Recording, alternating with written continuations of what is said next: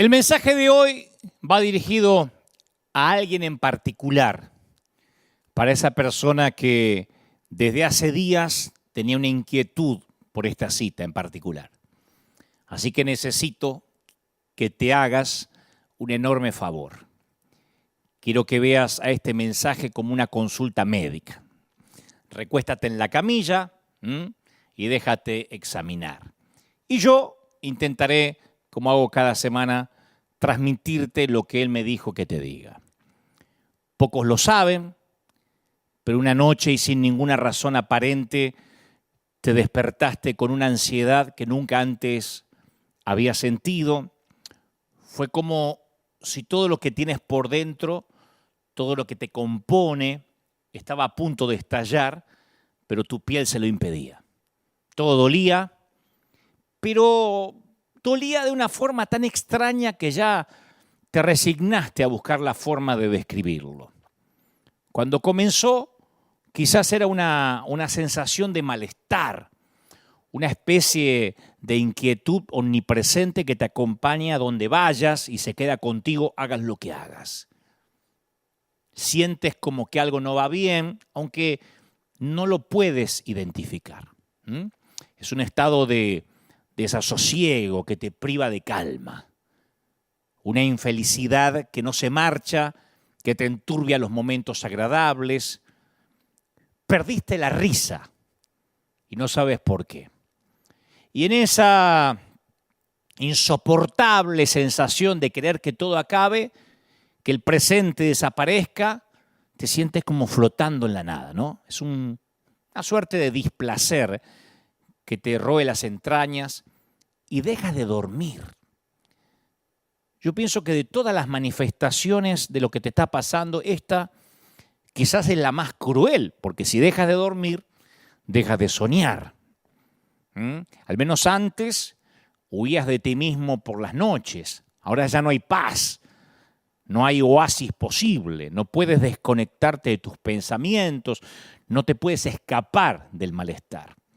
Y al principio dejas de disfrutar, nada te satisface, todo te irrita, y cuando te das cuenta, ya tienes el cuerpo de un zombi.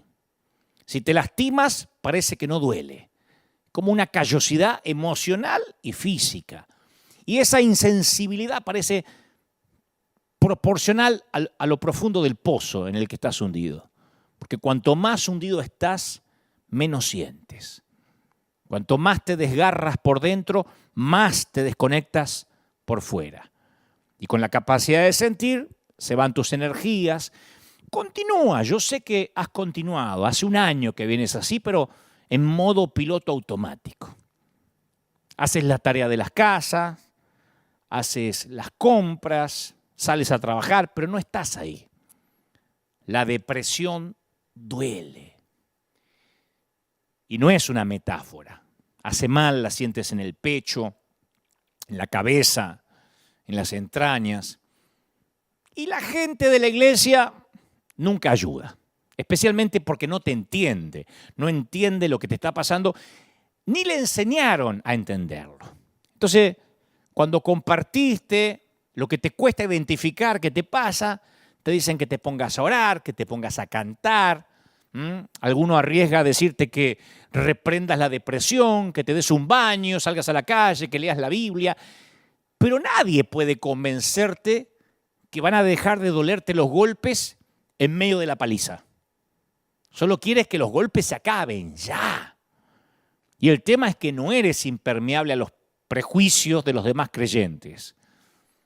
Porque si se sabe o se corre el rumor de que recibiste un diagnóstico de salud mental o que estás tomando pastillas, seguro que estás en pecado o estás endemoniado o atormentado por el diablo. Entonces no buscas ayuda porque te espanta ser diagnosticado y ser enjuiciado por la iglesia. Los prejuicios evangélicos, como lo hemos dicho aquí cada fin de semana, son un grave problema sanitario. Y por culpa de eso, buscas ayuda cuando ya estás muy metido en la crisis y tienes más dificultades para recuperarte. No la buscaste antes porque tenías miedo justamente a la crítica, al prejuzgamiento. Y la depresión duele de una forma completamente diferente a cualquier dolor físico que hayas experimentado. Yo estuve en esa estación de la vida. No se deja comprender. La depresión, la tristeza crónica no tiene una solución inmediata. No eres plenamente consciente de que algo anda mal hasta que algo se rompe en tu interior. Y después te diagnostican, porque tarde o temprano tienes que ir a un profesional. Y ahí la sospecha que tenías se convierte en certeza. Estás roto por dentro. Y lo peor es que no tienes la menor idea de cómo repararte. Y te niegas a pensar que tienes una enfermedad que te avergüenza contarle a otros cristianos. Pero la tienes. Y no se soluciona con un par de suturas, con 2, 3 puntos. Ni con que te oren imponiéndote las manos. Ojalá fuera así de fácil, pero no lo es. Entonces, la primera pregunta es, ¿cómo reparas algo que sabes que está dañado, roto, pero no sabes cómo está dañado ni en dónde lo está? ¿Cómo saber si debes rendirte ante esta nueva normalidad y decir, bueno, se ve que a partir de ahora voy a morir así, triste y depresivo, o tienes que resistir y pelear? La depresión es como estar condenado a vivir contigo mismo cuando sabes que eres tu peor enemigo. Te convierte en la jaula de la que más quieres escapar, pero no puedes hacerlo porque se trata de ti. Es un camino a través de la oscuridad. No hay señales, no hay vistas panorámicas. Capaz que hace más de un año que no ves un destino claro. Y todo lo que define tu cielo es una nube gris. La depresión es, querramos reconocerlo o no, es un asesino silencioso, un parásito del corazón. Es un parásito, una larva de la mente. Pues sabes que deprimir significa, como el término lo dice, hacer más pequeño lo que normalmente es. Y yo sé que hubo un momento en que solo deseaste una noche de sueño sin interrupciones. El mensaje de hoy va para alguien que hace noches y noches que no puede dormir seguido 6 horas. Y lo que es peor, por la mañana no sientes deseos de vivir. Y claro, te despiertas, tienes que levantarte, pero porque te toca, no porque quieres. ¿Y sabes qué es lo peor? Que el Señor me mostraba esta semana que casi nadie te predica sobre esto. Casi nadie nos predica sobre esto. Cuando yo pasé momentos de estos, no me hablaron. No me decían que esto es parte de lo que me podía ocurrir. Solo nos hacen repetir frases ridículas y pretenden que nuestra tristeza se vaya así, por la mañana. Pero la depresión es una condición humana que no respeta la estatura espiritual de nadie. Grandes héroes cristianos sufrieron depresión. Grandes líderes pelean con la tristeza. Lo que pasa que muchos lo disimulan bien. O continúan, o respiran hondo y sacan fuerza de algún lugar, pero hay un momento que terminan rotos, quebrados, quemados. Se acabó el verano, se terminó la primavera, y este mensaje es para los que están viviendo un invierno eterno. Sientes como si te hubieses mudado a la Antártida, al Polo Norte o al Polo Sur, el que te guste más.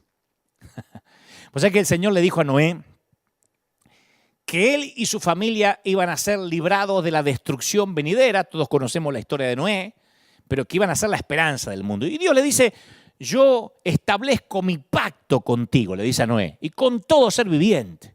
De este momento en adelante yo estaré contigo, te daré una señal de mi pacto, que es el arco iris. El arco iris que no lo inventó la comunidad gay. Eso ya estaba en las Escrituras hace muchísimos años, cuando Dios lo puso como pacto de que no se iba nunca más a inundar la tierra. Entonces, cada vez que Noé veía el arco iris en el cielo, recordaba lo que Dios había prometido. Sabía que no estaba solo. Así que yo creo que Dios debe haber estado muy presente en los días de arco iris. Ahora, avanzamos unas pocas generaciones más. Un día a Dios viene a un hombre que se llama Abraham y Dios le dice, yo voy a hacer un pacto contigo. De aquí en adelante ustedes serán mi pueblo y yo seré su Dios. Yo estaré contigo y te daré una señal del pacto. Y esta va a ser la circuncisión. Yo mientras meditaba en esto digo, me imagino a Abraham diciendo, ¿y no hay más arcoíris? ¿No tendrás un arcoíris? Tiene que ser circuncisión el pacto. ¿No podríamos usar un anillo, un apretón de mano secreto o algo así? El día que Abraham se enteró de que había un pacto con él, se enteró también que era muy doloroso este pacto, ¿no? No era como el de Noé. Pero fue inequívoco el pacto. Dios fue muy claro también con Abraham. En los días de arco iris es difícil no ver la presencia de Dios, porque está ahí el arco iris. O el pacto que Dios hizo con Abraham. En los días de arco iris, en los días de verano, en los días de primavera, el velo que separa lo natural de lo sobrenatural se vuelve tenue. Yo nunca tuve una experiencia como la de Noé, como la de Abraham, si no te la contaría, pero nunca tuve. Yo nunca presencié una visitación verificable, así de Dios de manera empírica, ¿no? Nunca he tenido una experiencia con Dios que incluya el departamento de efectos especiales del cielo. O sea, Dios me ha hablado, pero nunca sentí un trueno y me sentí volar y que estuve levitando sobre mi cama. No me ha pasado. Pero he tenido algunos lugares tenues en la tela de mi vida. En los días de arco iris, oramos, creemos que Dios nos oye, esos días de fe, en esos días que parece que Dios nos habla de manera muy personal todo el tiempo, ¿no? Que el pecado ni siquiera nos parece tentador.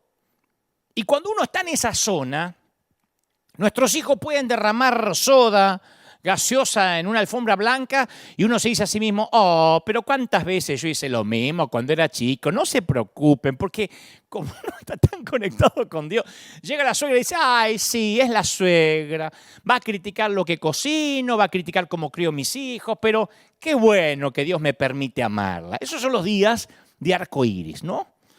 Por eso, los que son sabios aprenden a atesorar los días de arco iris, los días de verano, como regalos que llegan de tanto en tanto.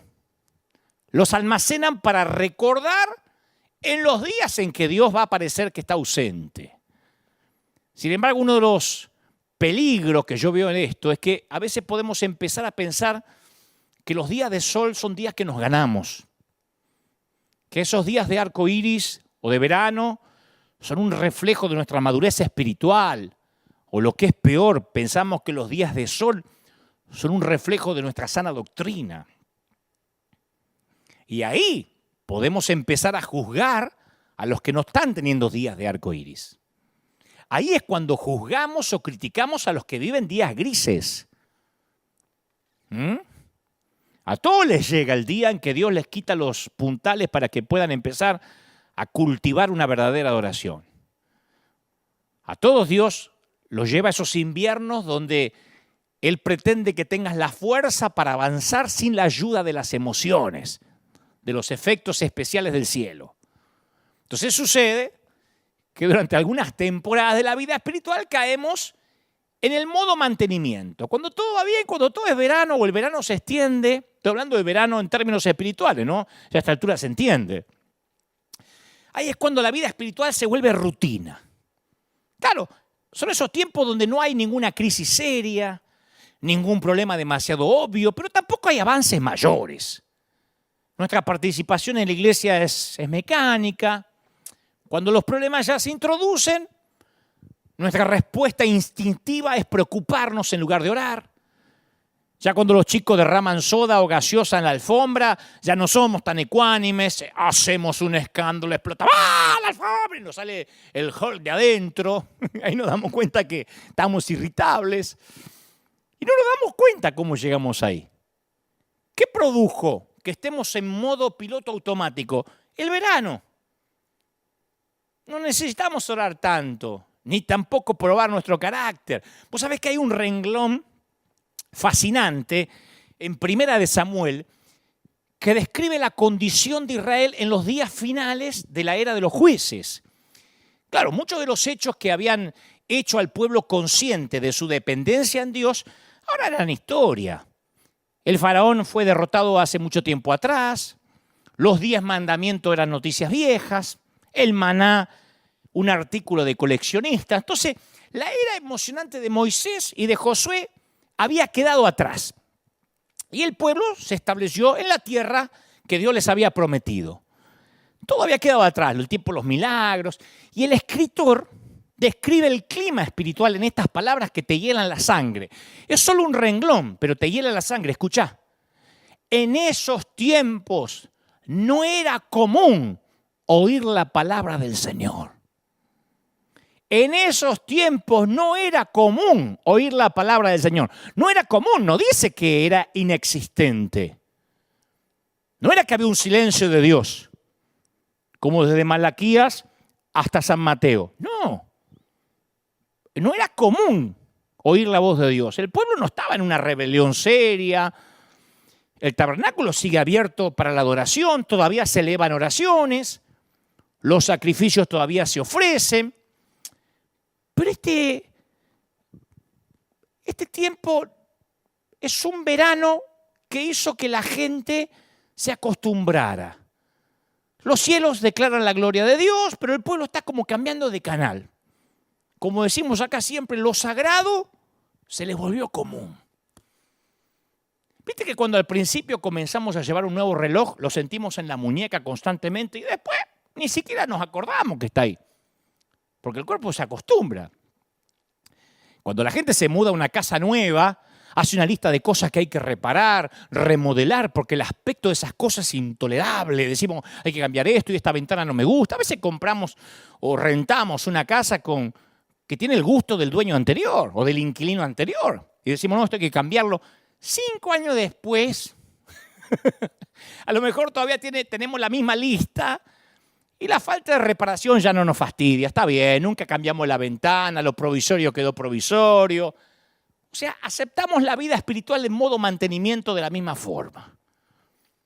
Lo racionalizamos porque pensamos, bueno, yo no estoy metido en ningún pecado serio, escandaloso, no he hecho nada para poner en peligro mi ida al cielo, me va bastante bien. Y nos olvidamos que Jesús nunca dijo, yo he venido para que a ustedes les vaya bien. Entonces tenemos un desorden de déficit de atención espiritual que Dios tiene que irrumpir porque nos ama. Tengo en tu contra,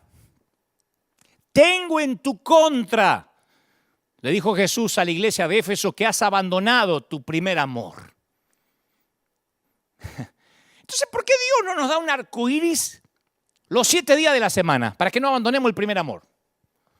¿Por qué no nos envía sueños o, no sé, o epifanías a todos nosotros cada noche? ¿Por qué los creyentes no nos levantamos anoche? Dios me habló, anoche se me paró al lado de la cama. ¿Por qué?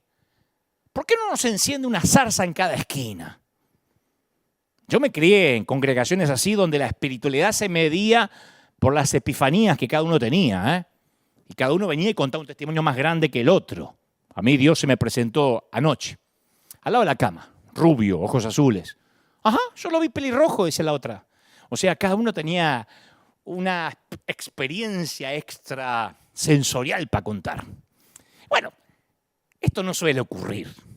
Y tal vez se deba a que Dios quiere que aprendamos a verlo en lo ordinario antes que depender de lo extraordinario. A lo mejor se debe a que si Dios tuviera que usar efectos especiales cada vez que quiere hablarnos, si cada vez que Dios te quiere hablar o dar unción, te la tiene que dar los gritos con música de fondo, reciba, reciba, reciba, ahora, ahora, ahora, ahora, para que vos escuche, es como una madre que entrena a su hijo a prestarle atención solo cuando ella le grita.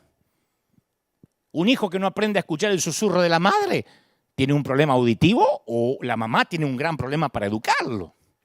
Entonces Dios quiere enseñarnos que esas temporadas de incertidumbre, esos momentos de depresión, de tristeza, yo sé que has escuchado todo y nada te llena, pero dame una oportunidad. Esos momentos son oportunidades para crecer. Vos decís, la incertidumbre, la duda me va a hacer crecer. Yo hasta dudo que voy a ir al cielo. Sí, mira, hace poco en una conferencia de prensa le hicieron una pregunta a Marcelo Bielsa. Lo conocemos los argentinos como el Loco Bielsa. el actual técnico de Leeds United de la Premier League de Inglaterra. Entonces, estaban ahí en la conferencia de prensa y le dice, Bielsa, ¿cómo maneja usted la incertidumbre y la ansiedad de no saber cómo va a ser el resultado de la liga, del campeonato? Y la respuesta de Bielsa, que siempre son geniales, fue inolvidable. Dijo, si lo que vos estás buscando, viejo, es certeza, elegiste el deporte equivocado. El fútbol no es certeza.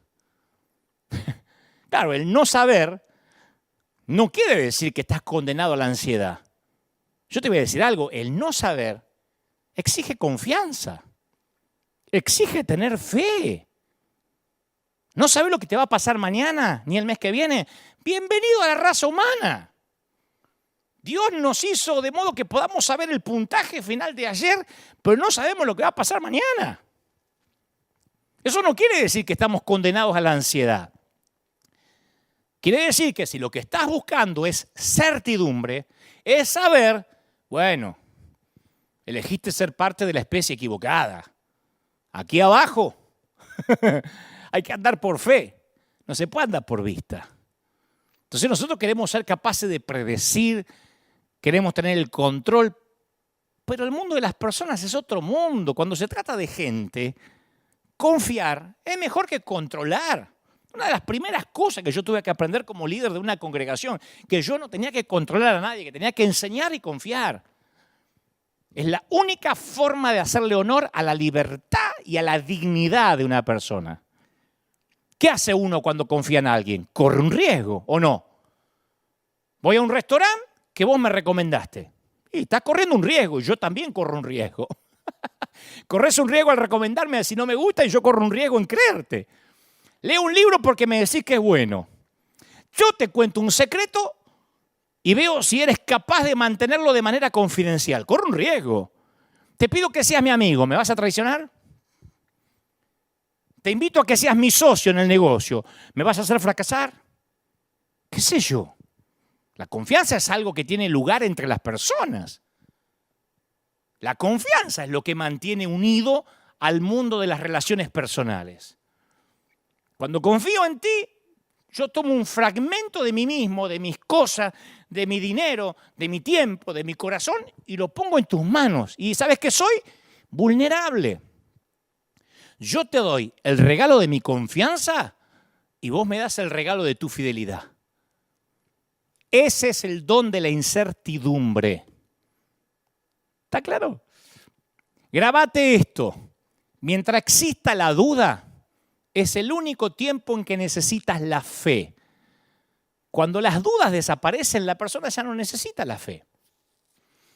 Aquí en River, y lo saben los que son de la familia, una vez por mes o una vez cada 15 días le suelo decir a la gente, si usted tiene problemas con el estacionamiento, si acá hay que hacer mucha fila para entrar, busque iglesia de queridos amigos y le nombro los pastores con nombre y apellido.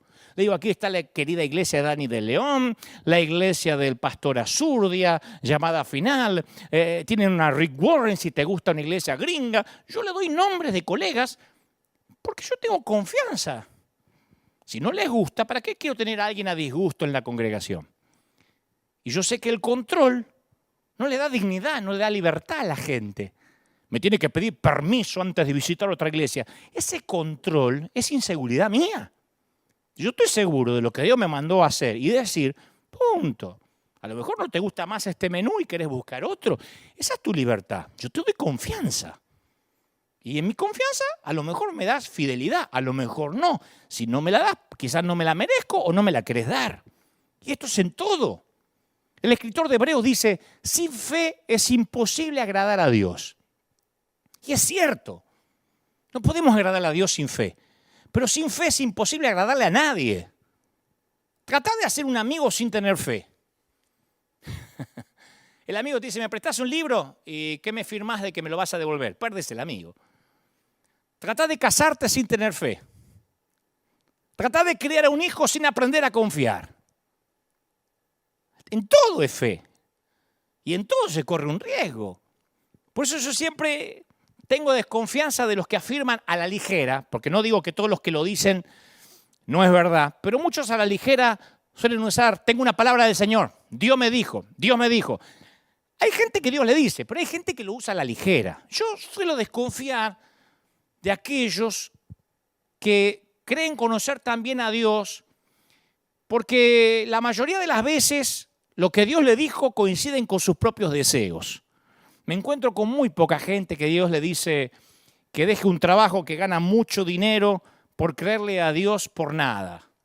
Me encuentro con poca gente que Dios los envía, los saca de la comodidad y ellos dicen, ¿sabes que Dios me está mandando a un lugar sin comodidad? Generalmente Dios le dice cosas que les gusta a ellos, ¿no? Por lo general. Yo me acuerdo que en una ocasión cuando yo era chico, una mujer se puso en pie en la congregación. ¿Viste en esos tiempos que las profetas o los profetas podían interrumpir al pastor mientras predicaba? Vos dirás, ¿eso pasaba? Sí. El pastor estaba predicando y empezaba alguien como un motorcito que se iba prendiendo. Te iba avisando, guarda que viene una transmisión satelital. ¿Te acuerdas cuando estabas mirando la tele y eras chico y el gobierno, ¡pum!, te cortaba la película porque había un comunicado oficial? A partir de ahora, LRA Radio Nacional transmitirá desde casa de gobierno a la hora que sea.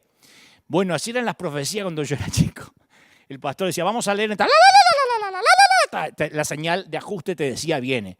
Entonces se paró una vez ahí y dijo, tal como estuve con Abraham, tal como estuve con Abraham cuando dirigió a los hijos de Israel por el desierto, del mismo modo estaré con ustedes, dice el Señor. Y se sentó. Y todos, amén, amén. Y entonces el esposo le susurra algo al oído a la profeta. Y la mujer se para de nuevo y dice, así dice el Señor, me equivoqué, fue Moisés. Claro, yo digo, cuando estas cosas pasan, a las claras habla de que a veces decimos cosas que nos gustaría que Dios dijese, pero que Dios no está diciendo. Pero el punto es el siguiente. Job es un libro lleno de dudas. Job es el principal escéptico. De ese libro, el que más duda, el que menos sabe qué dice el Señor, es Job. Duda del carácter de Dios. En un momento dice Job, sepan que es Dios quien me ha hecho daño, Él me ha atrapado en su red. Oh, palabras duras. Job duda de la bondad de Dios. Las saetas del Todopoderoso me han herido y mi espíritu absorbe su veneno. Acusa a Dios de estar ausente, en silencio. A ti clamo, Dios, pero no me respondes. Y en cambio los amigos de Job están seguros de los caminos de Dios. Tratan de hablarle a Job en nombre de Dios para curar su duda. Y sin embargo, cuando Dios habla, está del lado de Job. Y se muestra irritado con esos amigos que sabían o creían saber lo que Dios quería. Dice Dios, porque a diferencia de mi siervo Job, lo que ustedes han dicho de mí no es verdad. Entonces yo veo que de alguna manera hay más fe en la confusión y en la duda honesta de Job que en la certeza santurrona y religiosa de los amigos. Porque los religiosos siempre carecen de humildad de la incertidumbre. Viste que siempre hay gente que sabe lo que Dios piensa, sabe lo que a Dios le agrada, sabe la música que a Dios le guste, sabe la ropa que te tenés que poner que a Dios le agrada. Conocen todo. Yo creo que si baja Dios y dice, te voy a decir lo que me agrada. No, yo sé lo que te agrada, así que cállate la boca. Porque ellos saben lo que piensa Dios, lo que siente Dios, lo que va a decir Dios, lo que va a hacer Dios. Todo saben.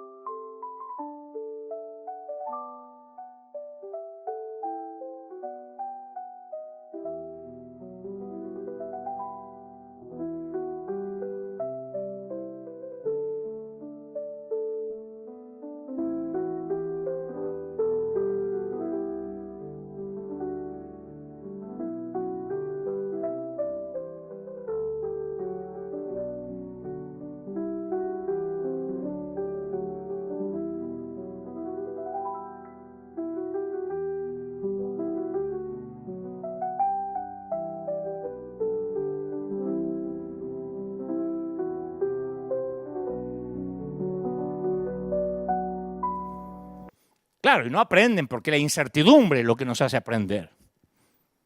Y algunos en algún momento lidiamos con las dudas, las tratamos de reprimir, las sofocamos, porque pensamos que está mal. Pero la incertidumbre es un aguijón que necesito para examinar no solo la evidencia, sino también mi corazón. Yo te digo una cosa, a mí me es más fácil creer en Dios en los días de sol, ¿cómo no? Cuando es verano la vida es fácil, en el invierno se complica.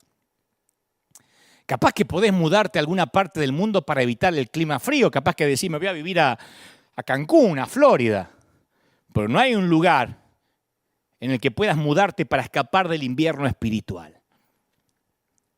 Y necesitamos aprender a aferrarnos a Dios cuando parece que Dios nos ha soltado.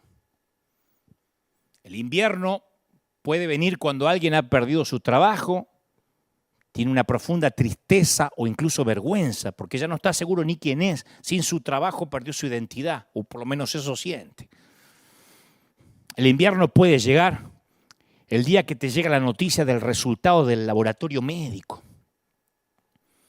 Todos esos sueños que diste por sentado, que verías a tus hijos casarse, que envejecerías con tu cónyuge, que verías a tus nietos, que ibas a morir cuando estuvieras listo, de viejito, en una cama, ahora todo se te hace añicos.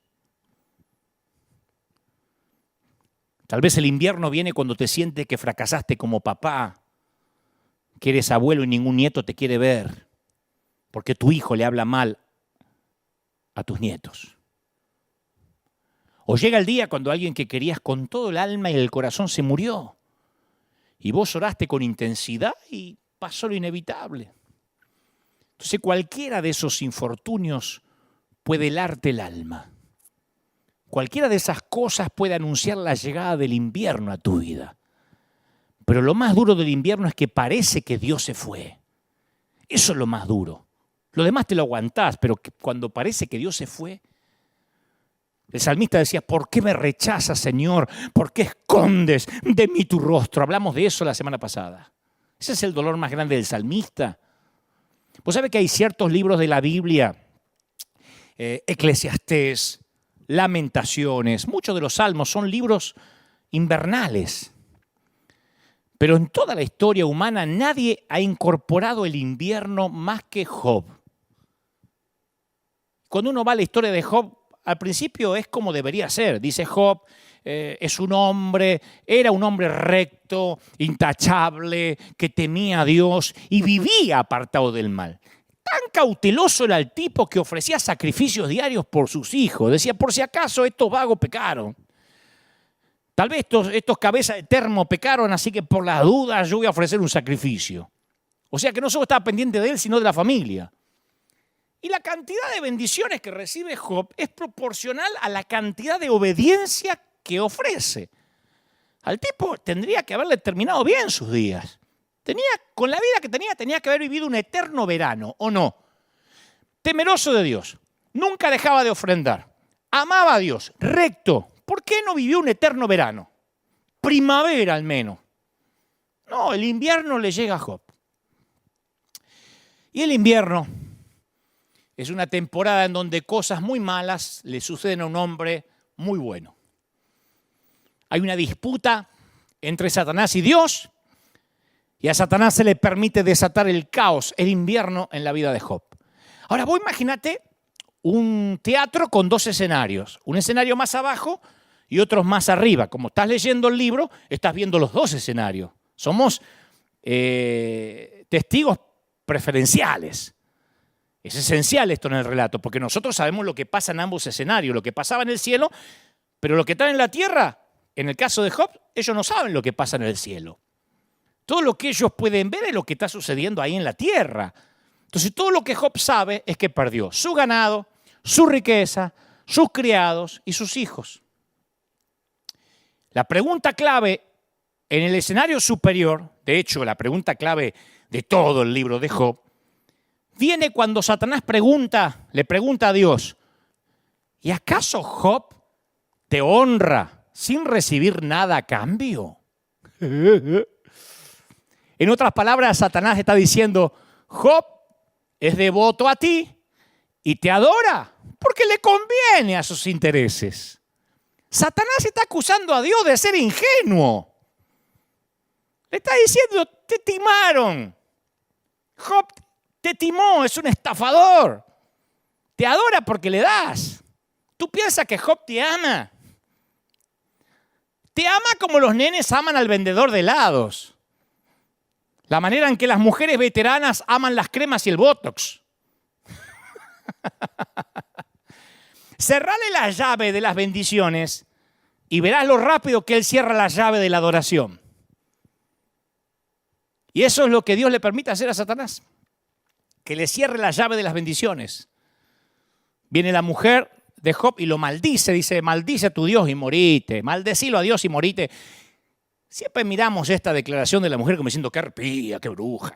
Pero yo la entiendo en un punto. Esta mujer perdió todo lo que tenía, incluyendo a sus hijos. Esta mujer está muy dolorida. Y el dolor te hace sentir cosas demasiado feas y odiosas. ¿Y sabes qué dice el escritor? A pesar de todo eso, Job no pecó ni de palabra. Aclara, ni de palabra. O sea que en su corazón ya Job había empezado a luchar. Y entonces aparecen los amigos de Job, ¿viste? Que oyeron todo lo que a Job le estaba pasando. Job antes era famoso por su riqueza, por su grandeza, ahora es famoso por sus problemas y sus sufrimientos. Ya no subía fotos felices con la familia en Instagram. Y como desapareció de las redes y no había tantas fotos familiares, se preocupan los amigos. Y es tan fuerte el amor de los amigos, es tan fuerte lo que sienten por él, que dicen, mira, vamos a ayudarnos en su aflicción, vamos a sentarnos junto a él y a beber su angustia. Es noble lo que los amigos sienten al principio. Y las escrituras relatan que a la distancia lo vieron a Job, que estaba tirado en las cenizas, y casi no lo reconocieron. Y se echaron a llorar a voz de cuello, rasgándose las vestiduras, arrojándose polvo y ceniza sobre la cabeza. Habían oído que la estaba pasando mal el tipo, pero nada los preparó para esto. Y el relato continúa, y durante 7 días y 7 noches se sentaron en el suelo para hacerle compañía. Y ninguno le decía nada porque veían cuán grande era su sufrimiento. Vos imaginate lo que sería sentarte en silencio por alguien 7 días. Es una acción poderosa. Fue tan poderosa que llegó a ser parte de la vida judía. Hasta hoy los judíos hablan de sentarse Shivá. Literalmente significa sentarse 7. Sentarse 7 días. Los judíos acostumbran que los amigos vienen y se sientan por un periodo de 1 semana con el enlutado, con el afligido. Es el más grande ejemplo bíblico de lo que Pablo después le ordena a los romanos. Lloren con los que lloran. Lloren. Fíjate vos que nos olvidamos de eso. Es como que en la iglesia nos dicen, no, ustedes tienen que reír con los que ríen. Y los que lloran, hay que hacer los que rían. Lloren con los que lloran. Si no hubiese dicho Pablo, busquen una explicación para darle respecto a por qué están llorando. ¿Qué es lo que más le molesta al que está sufriendo el invierno, la depresión? Que le quieran buscar una explicación. Pablo hubiese dicho, recuérdenle que todo va a salir bien, que se dejen de llorar, que confiesen la victoria. No, lloren con los que lloran. Porque si vos te estás muriendo de frío en el invierno y alguien te quiere explicar de que el frío no existe, que lo rechaces, que te empoderes en contra del frío, lo que necesitas es que te abriguen. Pero después de los 7 días, los amigos de Job van a hablar, y bastante. Y se van a meter en problemas, porque les sale el argentino de adentro y hablan. Y hablan y se meten en problemas. Ahora voy con eso. Porque me importa qué es lo que hace Job. Job también, después de 7 días, habla. Y ojalá que pudiera repetir lo que dijo al principio, en la primera oleada de invierno, cuando en el capítulo 1 dijo, el Señor me ha dado y el Señor me ha quitado. Bendito sea el nombre del Señor. Si él hubiese repetido esas palabras que dijo en el capítulo 1, ahí la prueba se acababa. Job sería un librito cortito. Pero en vez de eso dijo, dice la Biblia que después de esto Job rompió el silencio para maldecir el día en que había nacido. Maldito el día de mi cumpleaños. Esta es la clase de cosas que mantiene a Job fuera de los congresos de empoderamiento, ¿ves? No lo quieren invitar. Y por los próximos 28 capítulos, Job derrama un nivel de amargura, confusión, tristeza, ira contra Dios que te aturde. Si estás deprimido y te lees el libro de Job de corrida, te querés suicidar en adhesión. 28 capítulos quejándose. Claro, el tipo quiere saber por qué está deprimido, por qué Dios lo olvidó.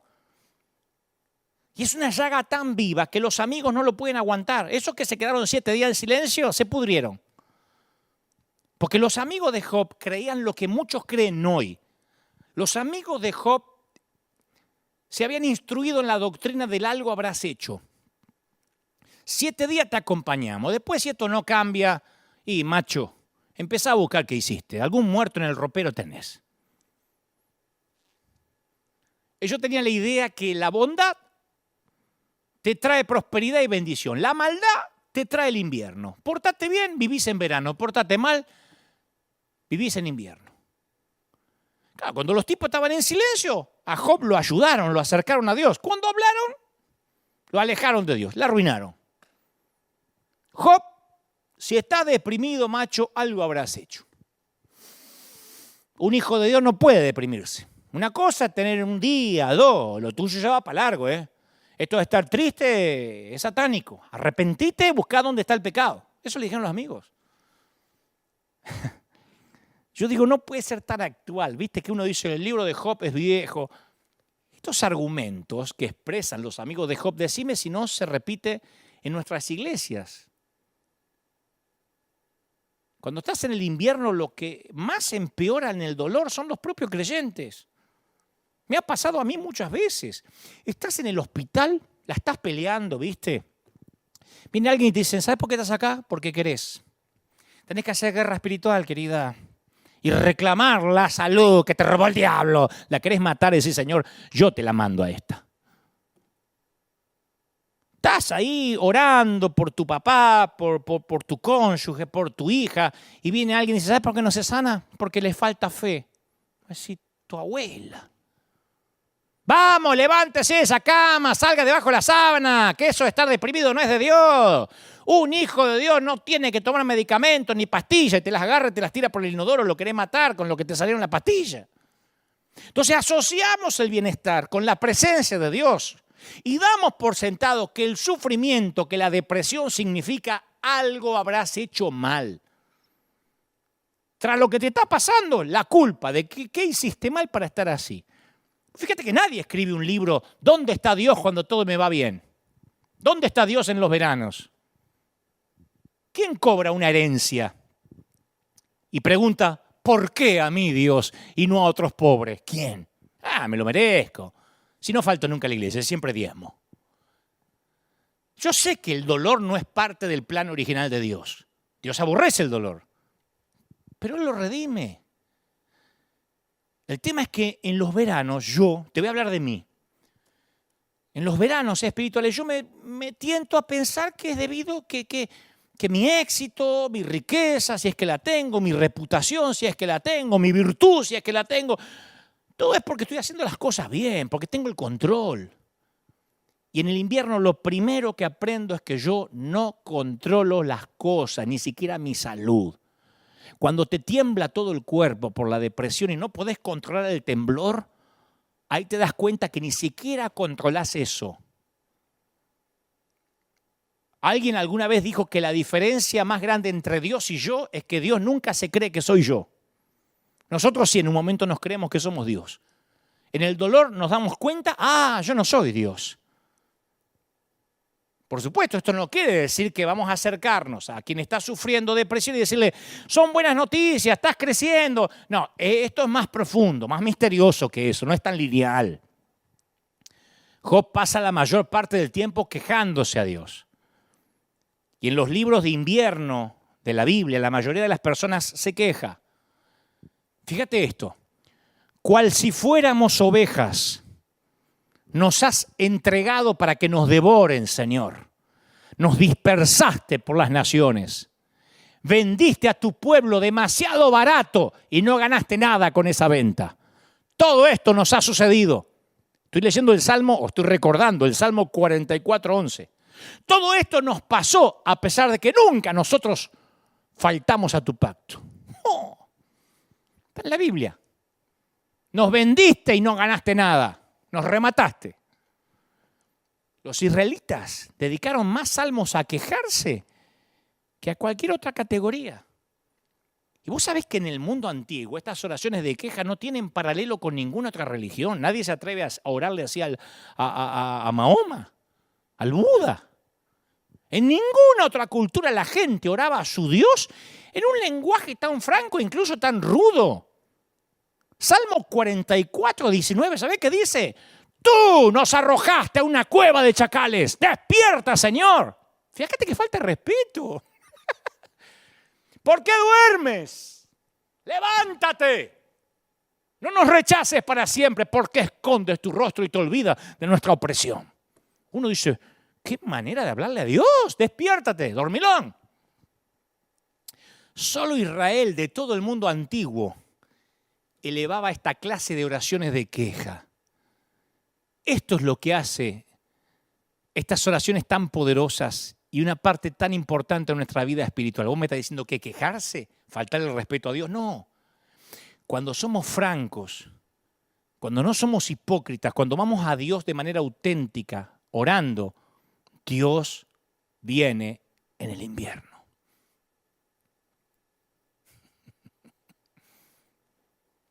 Tal vez venga de maneras inesperadas. Yo conocí a un tremendo líder, tremendo predicador, acaso uno de los mejores que haya conocido, que sufría de depresión neurótica. Muy pocos lo sabían. Y en cierto punto de su vida dejó de predicar porque no se sentía calificado, se ocultó. Y gracias a la ayuda de psiquiatras, de profesionales, algunos cristianos, otros no, logró salir adelante. Pero él sabe que no puede bajar la guardia porque si le da mente a lo que a veces, no quiero decir lo atormenta, pero lo que a veces lo preocupa, vuelve a perder el eje. Y él suele contar a los íntimos, tomo un medicamento que me limpia toda la basura que se me acumula en los canales de mi cerebro por la noche y me da la posibilidad de un nuevo comienzo cada mañana. Así que cada vez que trago cada cápsula, lo hago con gratitud a Dios. ¿Por qué cuento esto? Porque a veces pensamos que la quimioterapia, que un medicamento, que la diálisis, que la insulina, las pastillas para el colesterol, son una señal de una fe débil en Dios. Si tomás algo para el colesterol es porque te falta fe. Si hubieses orado, se te iba el colesterol. En el subconsciente creemos eso. ¿Sabés por qué te hacías diálisis? Porque no confiaste en que Dios te diera riñones nuevos por la noche. ¿Sabés por qué tomás pastillas para la memoria o para la depresión? Porque no confiaste, porque algo hiciste. Pero no dice necesariamente que esas pastillas, esa diálisis, esa quimio, esa insulina, son un sustituto de Dios. Dios está presente en los sabios, en los doctores, en los científicos que hacen la sinapsis, las neurotransmisiones del cerebro, las estudian para que funcionen bien. Capaz que la debilidad en realidad es rehusar, debido a nuestra ceguera y obstinación, la ayuda que Dios nos está ofreciendo. Capaz que la debilidad no es que tengas colesterol o que te suba el azúcar. Capaz que la debilidad es que tienes el orgullo de no querer ser diagnosticado y no querer ser tratado. Dios ve todo. Dios ve tu depresión desde que empezó. No es que te abandonó a las pastillas. Dios ve todo, hasta cuando fuiste al médico, cuando fuiste al profesional. Ciertamente he visto la opresión que sufre mi pueblo en Egipto. He visto, lo he escuchado quejarse de sus capataces. Conozco sus penurias. Yo me pregunto si Moisés lloró al oír estas palabras. Cuando Dios conmovido dijo, he visto, los he oído llorar. Dios no es un rey que quiere que todos sus hijos sean bufones que lo hagan reír. y que canten cantos de victoria. Él te ve llorar. Y sea lo que sea que te agobia, una larga enfermedad, quiebra, sufrimiento en la familia, divorcio, confusión en cuanto a tu carrera, una depresión que no podés explicar, una pérdida. Hace una pausa por un momento y oí estas palabras que el Creador te susurra, príncipe, princesa. No te angusties. Te he visto. Te he oído. Confía en mí. Yo sé lo que estás pasando y me importas. Te hago un paréntesis chiquitito y te cuento rápido una historia, pero chiquito. Dios le dice a Abraham que va a tener un hijo, pero nunca llega. Rápido. La Biblia narra que en Medio Oriente las madres sustitutas eran una opción. No había fertilización asistida. Así que las madres sustitutas eran una opción para dejar descendencia.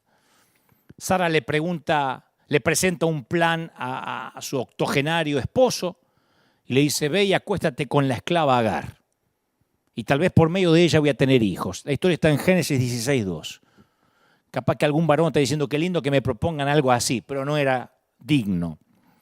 Abraham y Sara van a buscar formar una nación mediante este método poco convencional que Dios no les mandó. Así que, y yo entiendo por qué Sara lo hizo, porque muchas veces nos cansamos de esperar, el invierno no termina y entonces ingeniamos un plan. Y si nos apuramos por abortar el lapso que dura el invierno, nos sale el tiro por la culata. Dice la Biblia, Abraham tuvo relaciones con Agar y concibió un hijo. Ella concibió un hijo. Claro, quien lee la historia de Abraham no necesita adivinar lo que sintió en su corazón la esclava Agar cuando se embarazó. Porque ahora su posición cambia, tiene relaciones con Abraham. Tuvo relaciones con Abraham. Porque antes nada más era la esclava de Sara, ahora comparten el mismo hombre. Entonces, en cierto sentido, Agar se convirtió también en la esposa de Abraham. La eleva de posición. Y el embarazo le da valor, se siente superior a Sara, que no es fértil, y ahí se acelera el drama. Al darse cuenta Agar de que estaba embarazada, miró con desprecio a su dueña. Dice Génesis 16:4. La miraba con desprecio. A su patrona, que a veces capaz que la retaba, la maltrataba, y ahora ella estaba embarazada del marido de la patrona. Yo me pregunto si Agar sonrió mirando a Sara como diciendo, estoy embarazada y vos no. Llevo al hijo de tu marido en mi vientre, algo que nunca lograste. Y claro, Sara se enfurece, la empieza a maltratar. Agar no aguanta más, para hacer la historia corta, huye, escapa del hogar de su amo. Me cuesta mucho definir en esta historia quién es el héroe, quiénes son los villanos, porque todos tienen culpa. Agar es arrogante, despectiva, Sara es cruel, Abraham es un tipo pasivo, no hace nada. No hay nadie inocente en la historia. Es un lío esta situación, peor que un novelón de Univisión. Pero acá la historia da un giro. Cuando Agar sale y escapa, yo esperaba que la cámara se quede con los personajes principales, con Abraham y Sara. Agar es un personaje de reparto, esas que aparecen en las novelas un ratito y se van. No, la cámara la sigue a Agar, embarazada que escapa al desierto. El ángel del Señor la encuentra cerca de un manantial y le dice, estás embarazada y le pondrás a este hijo el nombre de Ismael, porque el Señor escuchó tu aflicción. Escuchó tu aflicción. Le vas a poner el nombre de Ismael, que significa Dios escucha. Y le explica lo que significa, porque el Señor escuchó tu aflicción. Agar, Él sabe de tus lágrimas, Dios vio tu depresión. Agar, Dios vio cómo Sara te maltrató, te usó, mandó al marido a tener relaciones contigo que capaz que ni querías. Dios vio todo, Dios escucha. Y entonces la fugitiva, la esclava, hace algo extraño. Ella le pone nombre a Dios. Dice, como el Señor le había hablado, Agar le puso por nombre el Dios que me ve. Me fascina, el Dios que me ve. Ahora he visto al Dios que me ve. Génesis 16:13. El Dios que me ve. Claro, una esclava, una madre sustituta. Che, dale un hijo a esta y que después te lo dé. ¿Qué va a pensar que Dios la está mirando? Actriz no de reparto, una extra que pasa por allá atrás de las cámaras. Dios la ve. ¿Quién es el Dios que le dijo a Abraham que dejara su hogar, su lengua, su pueblo y su país? Es el Dios que escucha, el Dios que ve. El Dios que ve tu depresión, que está a favor de los rechazados. El Dios que está a favor de los que nadie ama. El Dios que ve los malos tratos a los que tuviste que someterte por años. Dios vio cuando el líder te maltrató. Dios vio cuando el pastor te maldijo. Dios vio cuando tu esposo era un agresivo pasivo. Dios vio cuando tu esposa te subestimaba y no te admiraba. Dios ve. Alguien necesita oír esto. Dios ve. ¿Cómo no te va a ver? Bueno, cierro el paréntesis. Volvamos a Job para terminar. Job está convencido de que Dios lo ha dejado. Se queja de que en realidad lo que quiere es una oportunidad de verse cara a cara con Dios. ¡Qué cabezón! ¡Ah! Si yo supiera dónde encontrar a Dios, dice Job. Está enojado. En mi país diríamos está calentito. Si pudiera llegar donde Él habita, expondría mi caso ante Él. Llenaría mi boca de argumentos.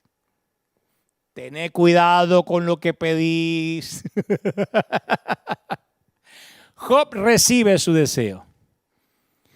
Yo le voy a llenar de argumentos en la jeta, le voy a tirar los argumentos a Dios, dice Job.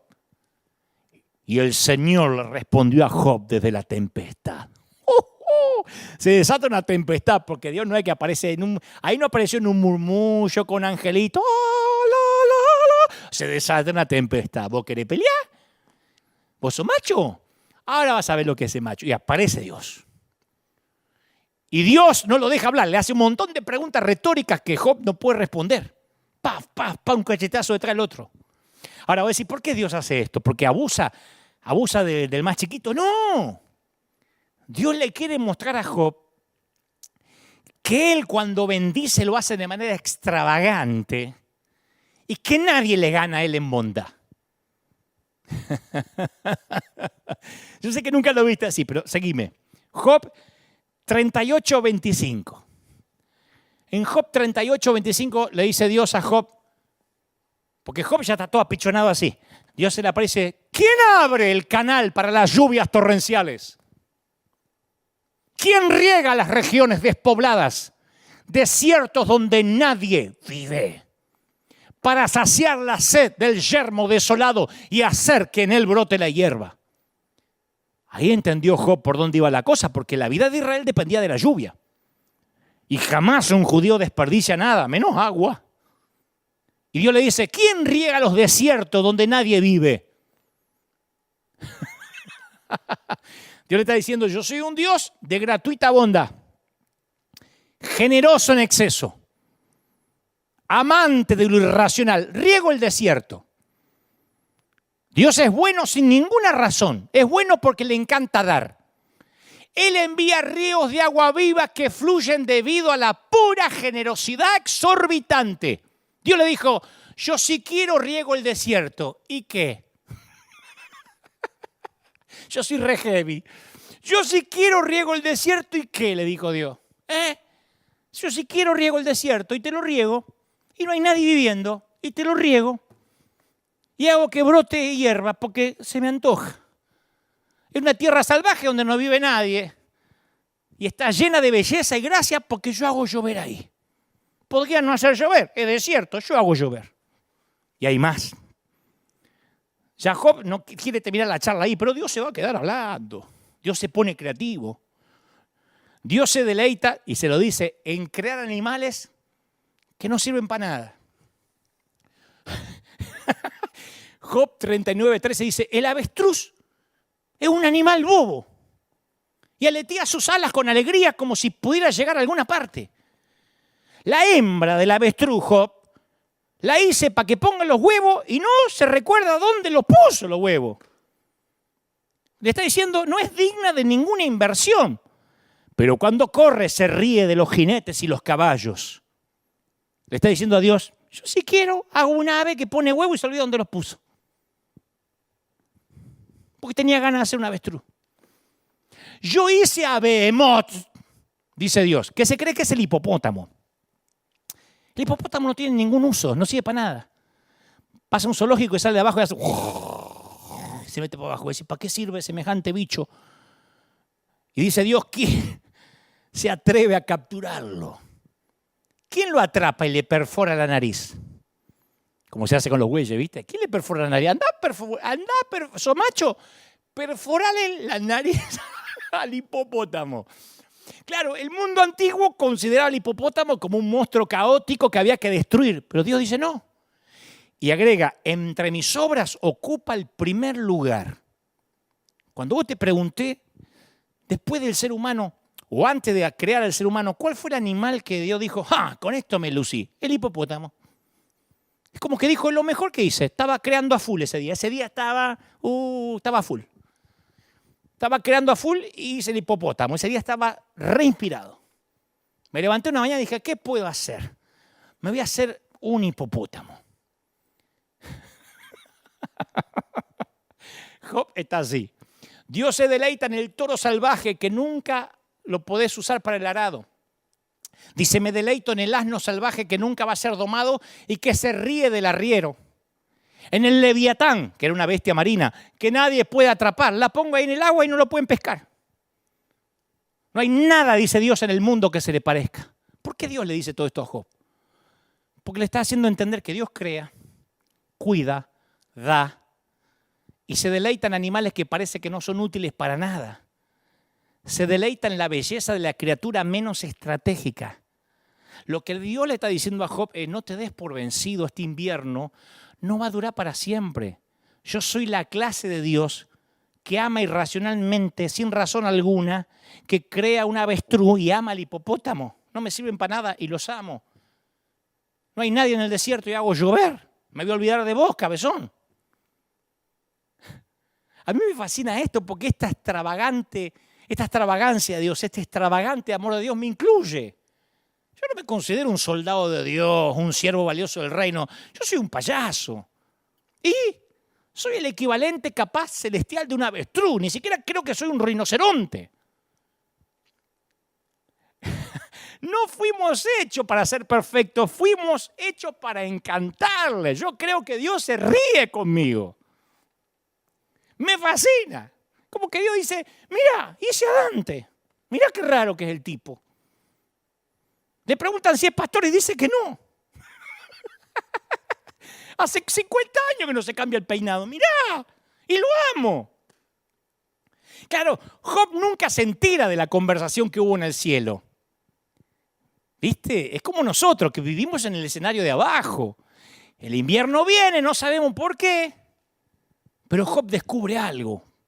Haya Dios. En un momento dice, de a oídas te había oído, pero ahora mis ojos te ven. Ya esa frase es suficiente para redimir tu invierno. Con esa frase te digo algo, vale la pena el frío.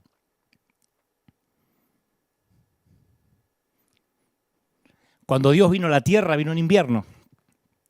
A Jesús como a Job se lo conoció como varón de dolores. Él mismo atravesó el invierno de la ausencia de Dios. ¿Te acordás? Dios mío, ¿por qué me has desamparado? Y después voy a la mayor parte del último capítulo del libro de Job y es un epílogo porque Dios le dice a los consoladores de Job, a los amigos, estoy muy irritado con ustedes. Porque a diferencia de mi siervo Job, lo que ustedes han dicho de mí no es verdad. Nos olvidamos de esto, porque los amigos de Job decían, estás así porque algo habrás hecho. Si te hubieses portado bien, Dios te hubiese bendecido y nunca te hubiese quitado lo que tenías. Y Dios se irrita y dice, eso es mentira acerca de mí. Yo no soy el genio de la lámpara que se me frota y doy deseos. Él habló bien de mí, con todas sus dudas, enojado, pero ustedes no. Imagínate el asombro de los tipos. Job se queja de Dios y ellos defienden a Dios. Claro, porque no tenés la sana doctrina. Te pasó eso porque tu mujer se cortó el cabello. Y Dios se asoma y dice, no, Job tiene razón. Ustedes no, cabezas de termo. Ustedes no tienen razón. Claro, a Dios le revolvió la panza, el estómago, que estos tipos repitieran la acusación de Satanás. ¿Sabés por qué te ama Job? Porque lo bendecís. Cerrale la llave de la bendición y él va a cerrar la llave de la adoración.